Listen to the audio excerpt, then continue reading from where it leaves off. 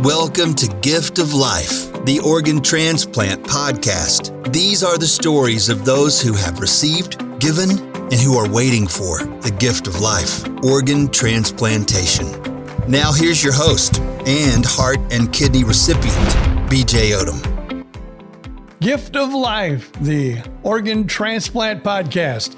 Today my guest is Melissa Tuff. She's the president of the Organ Recipients of Southwest Florida, where I was once a member, although I'm in Central Florida now. Also, she's appeared before Congress a few times, and she is currently waiting for a kidney transplant. How you doing, young lady? I am doing well. And yourself, BJ? Not bad at all. I spent a week in the hospital not too long ago, but I think everything is in working order again. Amen. That's the one fun thing that I have learned, and many others have, about the transplant life and the transplant anti-rejection drugs. It's not a smooth ride, but we appreciate it. Indeed. It was funny. We were just talking about those medications at the meeting today, because we were talking about the side effects of so many of them and how people that have had other transplants often find themselves needing a kidney later in life because of those medications. I was one of those people, and I talked to Mike Terry last week, and he has told me that he is now probably going to be in the need of a kidney very, very soon, as is you. Yes. I have been on the list for 10 years now here in Florida. What? Let me add, I've got other things to talk to you, but let's just go straight there. Why do you think it's taking so long, or is this normal? Well, for me personally, it's not. I actually moved to Florida from Michigan because in Michigan, they told me it would be a 10 to 14 year wait with my blood type and antibodies. When I came to Florida initially, or rather, I should say, when I started investigating to Florida, they said it would be 3 to 5 years. So I was like, I could do 3 to 5 years standing on my head. So moving to Florida. And so when I got here, totally different story. They said, we're looking at more like around 6 to 7. I'm like, still, I waited 9.5 years for my first transplant. 6 to 7 seems like not much. So it has now been 10 years because I'm 98% sensitized, which means that 2% of the population will match me. That is approximately 1 in 6 million people. I've done the math. If given the figures by the doctors, I'm going to do the math and the research. So, and I'm so sensitized because 1, of the previous transplant. 2, in women's cases, anytime you have a pregnancy, you develop antibodies. And over the course of the years that I was on dialysis, I had several failed pregnancies. So I developed antibodies during that. And then I was also transfusion dependent when I first moved to Florida. So I was getting 2 units of blood every 2 weeks for approximately 2 to 2.5 years. So all of those things combined have now made me extremely hard to match. And the doctors have pretty much told me that my odds are similar to that of winning the Powerball. Oh, wow. I am so sorry. I will say it out loud. That sucks. It does. But when I first was diagnosed in 1996, my very first doctor that came in to see me was a hematologist, and she told me that I wasn't going to make it to 20, and I'm going to be celebrating my 45th birthday in July. I do not always take what the minor deities tell me as to be the gospel or the truth. I know that mind over matter, and our thoughts are things. So I fully believe that I will get another transplant, and it's not going to be a 1 in 6 million person. It's all about getting the awareness out, getting people tested. I know I've had about 500 people tested for me so far through various media appearances in the newspaper and on the actual television news. I just know that the match is out there, and it's just about connecting me with that right and perfect person. I don't typically allow any of these parameters or facts and figures that are like textbook to dictate my life or my optimism towards getting a transplant. Whereas some people would take what these doctors are saying as the end all be all decision and perhaps give up. So personally for me, I just know that I have to stay hopeful and positive about it. And in doing so, I'm going to attract that donor to me, whether it comes from a deceased donor or whether it's a living donor. I'm hoping for a living donor since they did say that that would be better for me. But yes, that's pretty much like where I'm at that whole deal. I take everything that the minor deities tell me, and I call them minor deities because they're MDs, and I know the greatest deity is God, and that's where the person that has control over everything. So I take what they say with a grain of salt, and I apply what actually I feel applies to me, and what doesn't, I simply release. That's good. The positive attitude really helps them. And I'll tell you this, when I was like a young whippersnapper, because I had a congenital heart disease, my parents were told, like when I was around 9 or 10 years old, I'd live to see my mid-teens to maybe possibly my late teens, and that's all they could do for me. And then, of course, I got an experimental surgery when I was like 14. I did that, and bada bing, bada boom, bada bang. I'm 68 years old, and I'm still kicking too. And you ain't going anywhere anytime soon, BJ. I hope not. I'll tell you that for sure. So then is it because, now see, I might get to learn a few things with you today, because I know because of my heart, they tell me that I have some rejection from anti-donor specific antibodies. Is that kind of what you have? So my rejection for first kidney actually was caused by a virus. So I did not have donor antibody rejection. My rejection was just simply that I had picked up a cold or a flu bug in the medical office that I was working in at the time. I didn't know that I was in rejection. I found out through my medications, I got my labs drawn, and they called me and said, you need to get to the emergency room at the transplant hospital yesterday. So mine was not a donor antibody mediated reaction. Mine was like viral.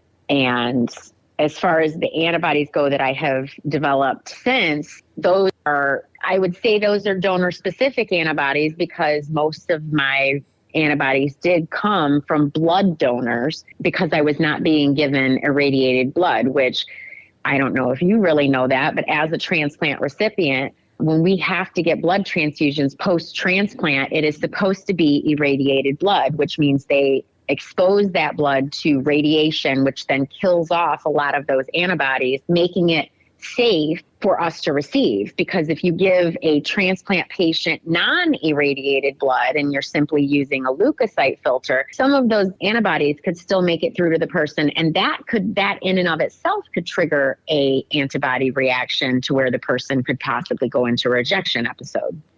I thought I knew a lot about transplants and things like that, but I think you know as much as the doctors do. You know things that I had no idea to talk about.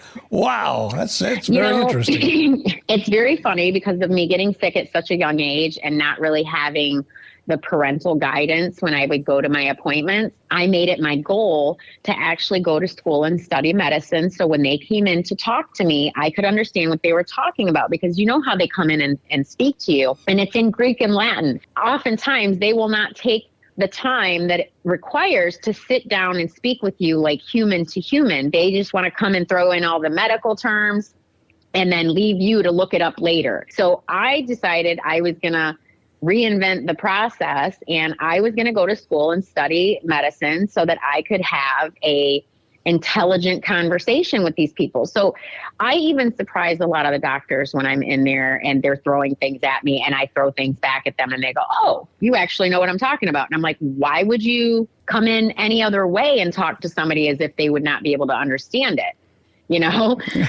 So it's like, make it easier on the person. We have enough to learn when we're just being diagnosed with something. And then now you want us to go and study Greek and Latin just so we can understand how you're talking to us. Like, that is so unfair. Wow. I am quite impressed. Yes, I am, young lady. So let's talk. You would never know that I dropped out of high school in 9th grade, would you? No, you would not. Let's talk a little bit about, because you are looking for a kidney, and you mentioned it a little bit, a living donor. Because now with a heart, obviously, and I did have someone ask me one time if I ever met my donor for my heart. And I had to say, that is hilarious. Well, no, I did not, because, they were deceased when I got their heart. But now a kidney, now what? And you can also, a liver? What are some of the organs? I want to ask you a bunch of questions now that I know you're pretty intelligent on all this stuff, because there are some organs that you can have a living donor. Yes, that would be liver. You can donate a lobe of a lung.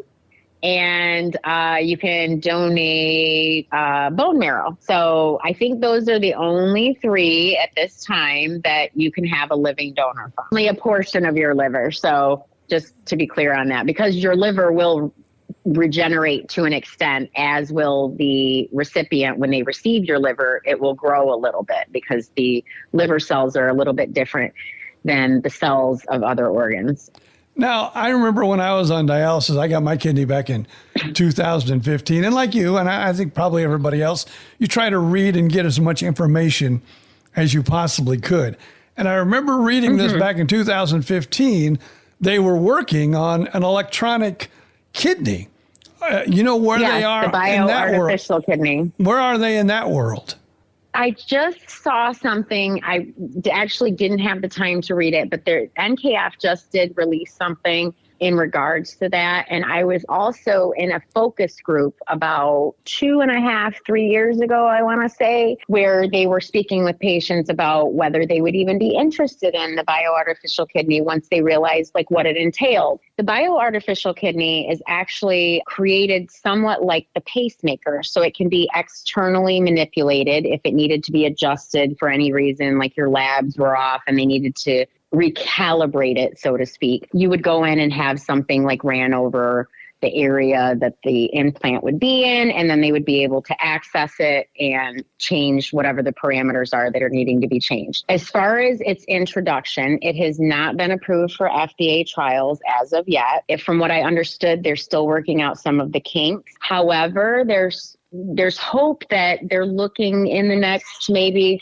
10 to 15 years, hopefully less, but of course they have to be cautiously optimistic of those things, that within the next 10 years or so, they should have it ready for the market, so to speak, because they should be doing some human trials within the next 3 to 5 years. And then it takes some time for FDA to approve it beyond that for broader use. Now, would you be interested in something like that? Absolutely. I think at this point right now, after being on dialysis for almost 20 years, I'd take the pig kidney. I was actually looking into like, hey, where do I sign up to be one of the test subjects on that? You know, like I just don't want to have to do dialysis anymore. I think because really people don't, maybe they realize it, maybe they don't. But being on dialysis, I remember, because I was in the working force and then, of course, had to leave for my heart transplant and got back into the working force. But really, dialysis is pretty much a full-time job. You have to be near or by a place where you can get that treatment. And it's probably 3 or 4 hours a day. And it's 3 days a week minimum. Minimum, yes. When I was doing home dialysis before I lost my place in Hurricane Ian, I was doing 4 to 5 days a week at home. So that essentially is a full-time job because you have to set up the machine. And I was doing my own care. I didn't have a caregiver. So I was responsible for setting up the machine, breaking down the machine, making the bicarbonate solution, which took 7 hours. And not that I had to sit there and babysit the machine for 7 hours. It's like kind of a push a button and go thing. But it's time consuming. And if you don't have everything set up, if you didn't make your solution and stuff like that, then you may have to miss a treatment. So there's a lot of things that go into doing solo home hemodialysis. So it requires a lot of commitment and investment in your own care, which it's much easier for people to just go into a clinic and go for 3 days a week and sort of let dialysis happen to them rather than them having like a vested interest in their own care. What I've found in a lot of the people that I speak with is the self-cannulation as far as putting their own needles in seems to be the biggest point where people are not, they just don't want to do it because they're like, I can't do that part of it. I could set up the machine, I could break it down, I could do all the other stuff, but I cannot put needles in my own arm. I don't think I could do that either. I think my saving grace, was that I had a really great team with American Renal, which is now actually, I think, Innovative Renal Care. I had a wonderful team. The technician that trained me to do my needles actually did so down on the regular dialysis floor by guiding my hand, like physically. Like he took my hand, I had my hand on the needle, and he just guided it in. And once I did the first one, it was like off and running. Like, and I will tell you that hand to God, I have never infiltrated my arm, which is one of the biggest problems with people on dialysis when you're having rotations of different technicians working on your access, is infiltrations, which can cause clotting, which can cause delayed use of the graft or the fistula. It could clot it off completely to where you have to have it replaced. So there's many things that are actually drawbacks of doing in-center dialysis on top of the restrictions in fluid and diet. So doing home dialysis is by far the best way. If you have to do dialysis at all, that is definitely the best way of doing it. Yeah, because now, of course, I remember too, like, if we wanted to take a family vacation, you had to set up a location. How hard would it be if you were doing self-dilation? Oh, I did that all the time because I've done all the treatment modalities. I've done peritoneal, I've done home hemo, and I've done in-center. I will say by far traveling was easier doing any of the home methods. Peritoneal was easier for me as a single person without having a caregiver because the machine was much lighter and easier to transport. I could throw it in the overhead bin on a plane. I could throw it in the back of my car and do a road trip. I went camping. I mean, I'd been everywhere with that machine. Now, the home hemo machine, on the other hand, is a lot larger. And depending on the company you're going through, because now they have the Tableau, which is not, that's not really a travel machine. That is more of like you have that almost installed in your home. But the Next Stage 1 machine is easier to travel with. However, it's cumbersome in the size of it because it's about 100 pounds. It's a small machine. It's not huge because you only have to take the top portion of it with you, but it is solid. So it's a small but mighty machine, and it's about a good 100 pounds. So moving that in and out of my trunk has really put some strain on my back. But I did travel with that as well. I took road trips up to Michigan. I never took it on a plane, though, because I was always a little bit concerned that they would bash it around because it's too heavy to go on the plane. They have to put it with the luggage. And unless you have a really good case for it, which is going to add about another 20, 30 pounds, it's not really conducive to going on a plane because odds are wherever you get, it's going to have been jumbled around so much that the parameters are going to be off and they're going to have to deliver you a new machine wherever you're at. And that can often take 2 to 3 days, depending on the company's turnaround time. So in the interim, you may have to find yourself finding a clinic and getting in on an emergency basis or going to an ER for your treatment, just depending on, if you went a little overboard while you're on vacation and you have a little more fluid or something on, so, because what's a vacation if you're not going to enjoy yourself? And that's one of the other reasons why I opted to do home dialysis the second time around, as opposed to in-center, was I didn't want to have all those restrictions placed on me to where it takes 2 to 3 weeks to schedule if you want to go travel somewhere. And I'm much more of a spontaneous gal. I like to just hop in my car and go. So it was just much easier for me to have my peritoneal machine, or I was even when I wouldn't take the machine when I was doing peritoneal, I had manual exchanges and I would use the little coat hook thing in your car as my hook to drain my bag into my stomach. And then I would set a bag on the floor for my drain bag and I could do it while I was driving, so, and then I would use the old Florida microwave, AKA your dash, to warm my bags before I put the solution in. Wow, you're creative. That's for sure. Well, when you've been doing it as long as I have, you have to get creative with things. Because I remember I was doing stand-up comedy at the time, and I pretty much quit doing, all my, road gigs because getting, everything situated and finding a place, I just said, I'm just not going to do that anymore. So I kind of quit doing it for a while and then got back into it. So that was good. Now, I know you have a website or whatever. If people would be interested in testing for Melissa Tuff and, being a possible living donor, how could they go about doing that? Well, actually, my website is in the process of being reconstructed right now, so I don't tend to send people to that. On my TikTok, I have a link tree, and at the very first part of my link tree, there is the information for the Tampa General Living Donor evaluation form. There's also links to my stories that have been in the news. There's links to my other social media pages. So I tend to recommend people to go to my Linktree, which is just linktree.com/Mel Needs a Kidney. Yeah. So, I mean, I'm really just, right now I'm spending a lot of time on TikTok because, of course, this is where all the youngins are. And I'm like, I would like me a young and fresh kidney if I could get one. And that way I know I've got another 50, 60 years on this planet, So I've been getting really good responses from people just in the education portion of, because I pretty much just market it as dialysis Q&A, ask me anything. And so many people come on there that are not only dialysis technicians, dialysis nurses, kidney patients, families of kidney patients, people that are at risk for kidney disease.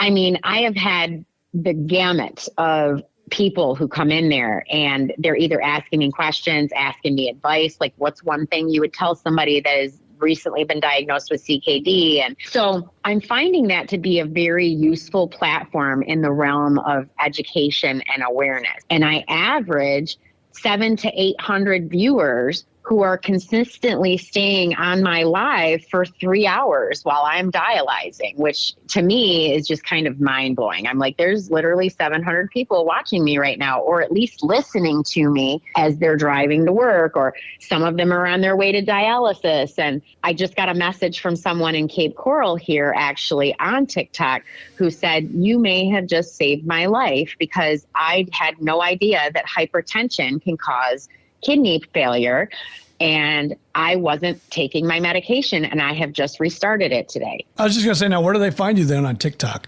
Because that could, I think we could have you back on another show, and I think that could be a complete show, just talking about your experiences and some of the questions you get on TikTok. Oh, absolutely. I'm actually going to do a frequently asked questions video for my TikTok because I keep answering some of the same questions so much that I've been taking note of them. I'm going to make a video that's just doing the frequently asked questions about kidney disease and dialysis. And then I'll do another one on specific like transplant information. So I am Metaphysical Mel. Spell that for TikTok. Me. If they're as smart as I am, they're going to need that spelled. It is METAPHYSICAL. Mel. And there's some little stars like in between, but I don't think you really need to put any of that in. If you just put in Metaphysical Mel or at Mel Needs a Kidney, that should all come up and you'll find me. Cool. My first couple of videos are me doing home dialysis because those are my pinned videos. And then the other one is actually, it says right across the top, are you my type? And that's basically like my kidney plea video where I'm asking people and I say, however you need to get a hold of me, because I try to make it very lighthearted because it's a heavy subject. The t-shirts I've had made say like organ donation, let's taco about it. And most people see the taco and they're like, hey, nice shirt. And then they put it and they see the organ donation on the top.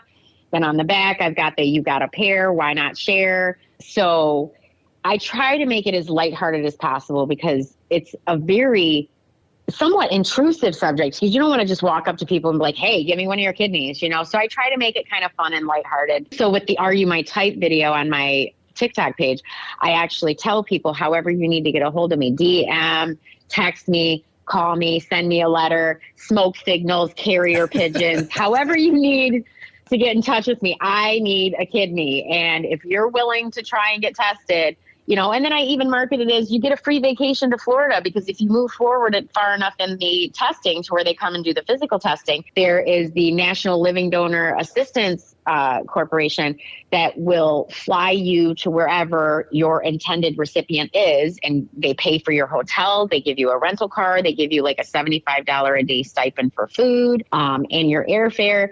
And so, you get like a little weekend vacation to come and get tested to give me a kidney. And if it pans out, then you get like a whole week or more vacation because they will pay for you to come down to actually do the surgery. You know what I'm saying? That's how I'm like, that's a good sales pitch right there. Like, hey, you want to go on a week's vacation? Come give Mel a kidney. That is awesome. My duties is I manage the group. I run the meetings, or I shouldn't say run them. I facilitate the meetings. Let's be a little more kind about it.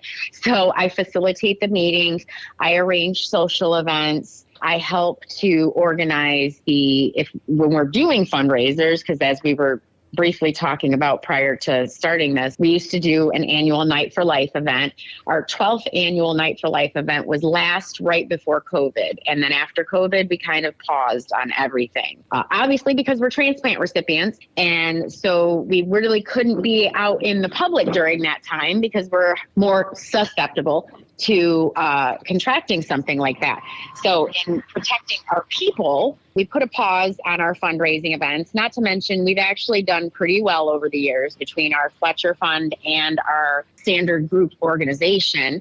We have enough funds right now to be able to still assist people. We recently increased our Fletcher Fund grants, which I'm not sure if you ever had the benefit or the need to take part in, but we raised that to $5,000 a year. So we are now offering anyone who is a member of our group in Southwest Florida up to $5,000 annually in medical expenses that we will pay for you. And that is more than the National Kidney Foundation offers. That's more than the American Association of Kidney Patients offers. That's more than LifeLink of Florida offers. Like, we are probably the only support group that can offer up to $5,000 annually, because we have really done so much in the community for fundraising and awareness and education that we have been blessed and rewarded with enough money in our Fletcher funds to last us for quite some time. We are actually in the process right now of trying to reconvene our Night for Life event. We were just talking about doing something this November around the 15th, which is the National Donor Sabbath. Obviously, the month of November is also the month of gratitude because it's Thanksgiving. So it would kind of just be a perfect month to give gratitude for our donors, for our donor families, for our caregivers, for our medical staff that have supported us over the years. So we're looking at doing something again in November where it's going to be more based in an educational and awareness event and a registration event, obviously, because the big thing is we need more organ donors. That's why there's so many people still waiting on the list, like myself, because there are just not enough people registered. And in doing education tabling type of events, that's how we can truly also educate people that for those who need a kidney, you can live perfectly fine with one. In fact, I had a girl that I met on Facebook who has donated a kidney for me, which got me a voucher because she didn't match me. And as soon as they plugged her into the system, they realized that if she entered the living donor paired exchange program, it was going to spur off an 8-person chain. So we agreed that she would donate her kidney in advance. It gets me basically a rain check for a kidney in the future from that pool of living donors once one joins that matches me. And her kidney ended up, she lived in Rhode Island.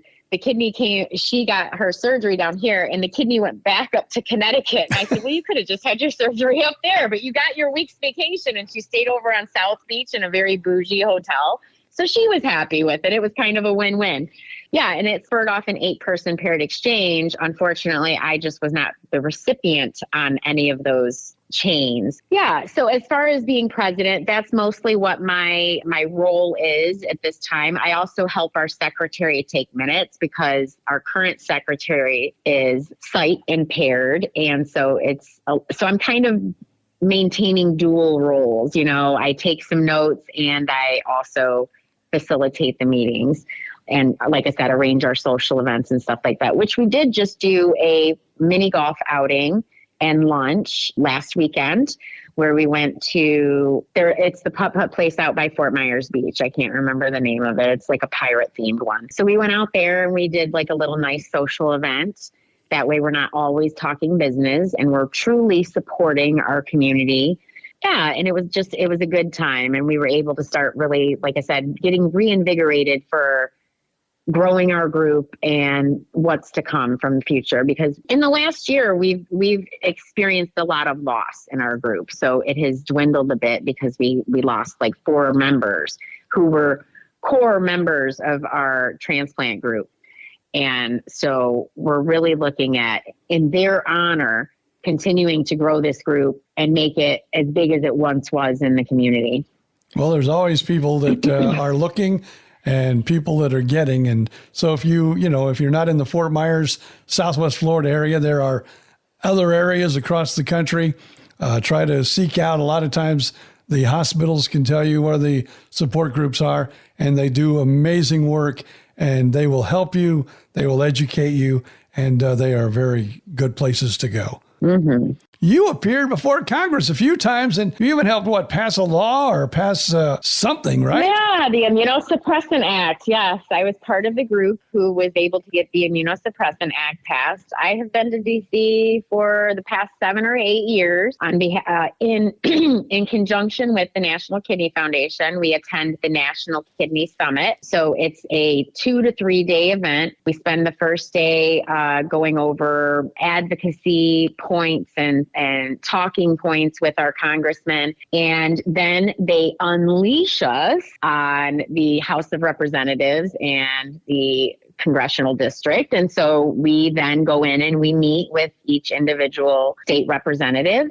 and local representatives as well. And we discuss, usually it's 2 to 3 pieces of legislation that we're trying to get passed. One is always more funding for education, empowerment, and awareness, because the national, not even just the National Kidney Foundation, but kidney disease in general, which the National Institutes for Kidney and Diabetes, I think it's the NIDDK. I don't quote me on the those, because I honestly can't remember it when it's not in front of me. They're one of the most underfunded, yet it's like the 3rd leading cause of death in the United States, but you don't really hear about it because all you hear about is like cancer and heart disease. So many more people suffer from kidney disease than those other conditions that it's an atrocity that we receive such little funding on improving the care and the treatment of kidney disease. So, I mean, it's like there really hasn't been any advances, as we were discussing earlier with this, artificial bionic kidney. There haven't been advances like that in kidney disease or the treatment of it for decades. And in fact, there had been literally no changes to the Medicare parameters for end-stage renal disease since it was written into the Medicare law in, I believe it was 1972 when Nixon signed it. So this was a major deal, and it took us 6 years of going back and forth to rewrite this bill in just the perfect way that these representatives would, receive it in such a way that they would actually sign off on it and pass it. And so as of January 2023, I believe it was, the immunosuppressant bill has now been enacted and is active. So what this means is, for those who aren't aware, Medicare will cover end-stage renal disease at any age. So you don't have to be retirement age. I've been on Medicare on and off since I was diagnosed at 17. And so it will cover end-stage renal disease because they realize how expensive dialysis and transplant are. So if you were a younger person, such as myself, who was not on Social Security or Medicare due to any other type of disability, when you've had your transplant for 36 months, they pull the safety net out from under you and tell you you're on your own, figure it out, get your own health insurance, and figure out how to get your medications, which could be anywhere from $4,000 to $10,000 a month, depending on your dosages. That is exactly what happened to me. I got my transplant 36 months out. I get this letter from Medicare saying, you've got to find your own insurance plan. I'm scrambling to try and find one. I end up losing my coverage before I can find one because, of course, when you have a pre-existing condition, nobody wants to cover you. And this was also before, I think it was Obama that had passed the law of that they were not allowed to do that. So I ended up losing my coverage. I went to go pick up my prescriptions and they said, you owe us $4,465. And I said, I don't have that kind of money, but I need to take these meds. And if I don't, I'm going to reject my kidney. Well, because pharmacies have to make money, it was not really a priority of theirs to just hand me over $4,000 worth of medications. But I thank God that the pharmacist I was working with, his wife had had a liver transplant. So he was well aware of how important these meds were. So he literally kind of shoved me them on the side and said, this is 2 weeks worth. This is all I can do for you. You're going to have to figure it out, and don't tell anybody that I gave them to you. And I'm like, say less. It's between you and me. Thank you so much for that. I will get on it. I was thankfully able to find a group in Naples where I was living at the time called Prescriptions for Hope, who essentially just did what any other patient could do. And that's applying through all of the drug manufacturers individually to receive their patient assistance program. So they were able to get me my meds. But up until then, there is still no safety net for anybody that was not on disability for any other reason but end-stage renal disease to obtain prescription coverage. The other caveat I was running into was that I was back to work at the time, obviously. I was working for a medical facility who provided health insurance for free at no cost to their employees. However, when my 90 days came up and they tried to add me to the plan, I sent their premiums so high. My doctor came and had a meeting with me and said, I literally cannot afford to insure you. Here's the compromise. I can give you an extra $2 to $3 an hour, or that's really all I can offer. And I had to quit the job because I need the insurance more than I need $2 to $3 an hour, especially when I'm getting denied left and right for insurance plans because of my pre-existing condition. So this plan is now in place, and it is you have to pay a premium for it. I believe it's like $157 a month, but $157 a month for all of your transplant prescriptions is hardly something to argue about. And most patients that need these life-saving medications that keep our transplants healthy and not rejecting, they would happily pay that $157. Now, that does not include medical coverage. So you would still need to either get on a state-run Medicaid plan or find a private insurer that would actually insure you prior to your Medicare expiring. So I was actually really proud of that, though, because that provides such a safety net. And I have met so many patients over the years that lost their coverage and started scrimping with their medications and maybe skipping a dose or doing half doses or changing their own dosages just to try and stretch out their month's worth of medication. And when that happens, in particular with kidneys, I mean, it's more risky with people that have had hearts or livers because they don't have dialysis to extend your life. But they were finding that a lot of people that were winding back up on dialysis was because they were missing meds because they could not afford them. So that was one of the talking points that we were able to really get through to our representatives, was that this is costing Medicare so much money for these people to come back on dialysis when they've already had a life-saving transplant. And Medicare will pay for dialysis forever, but they'll only pay for the transplant meds for 3 years. We had to make them understand that that does not make sense. Not to mention, it's costing the taxpayers more money to keep people on dialysis than it is to get them off dialysis and just pay for the transplant meds in perpetuity. So that's pretty much what we go to DC and talk about, is funding, because we need more education and awareness and just information and advancements in the care of kidney patients. And then the other aspect is typically, like I said, up until now, it was the Immunosuppressant Act. The next bill that we're trying to get passed is the Barriers to Home Dialysis Act, which is what would request that Medicare would provide an in-home care provider for people to do dialysis at home. Because that is the ultimate goal, is to get more people home so that they're living longer and better quality lives, so that they don't have to be on disability. They could still have a life and work and be productive tax-paying citizens. Whereas a lot of the people that are on dialysis, much like you said, it's a full-time job. You never know how you're going to feel after your treatment. So it's a variable crapshoot as to whether you can actually maintain gainful and full-time employment when you're on dialysis, unless you're doing it at home. Wow. Well, you keep the fight up, that's for sure, for yourself and the way you're doing it for others. I'm very, very impressed. Absolutely. Before we let you go, I know there's so much, like I said, I could probably talk to you all day. You only give me so much time for these podcasts. We will definitely talk to you again. But again, how they can find you on TikTok and get all your information, lay that out for everyone. Okay, so I am at Mel Needs a Kidney, or Metaphysical Mel, METAPHYS